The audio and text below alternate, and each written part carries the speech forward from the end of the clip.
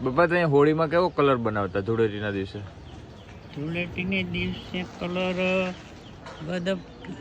ગદપ ઢોરને ખાવાનું ગદપ હોય ને હા એ વાઢી આવીએ હા કોણો કોણો હમ વાઢીને પછી અહીં પાંઢાની લીંગડી હોય હા એમાં હાંબલીએ ખાંડી હા પાણી નાખતા જઈએ થોડું થોડું ને ખાંડે હા ને પછી લુગડામાં લઈને આમ વળ સડાવીને એમાંથી રસ કાઢીએ. હા હા રસ કાઢીને એ પછી લોટ ક્યાં કે કોરડી ભરી લઈએ. હા બીજું કોઈ હતું નહીં ઠામે.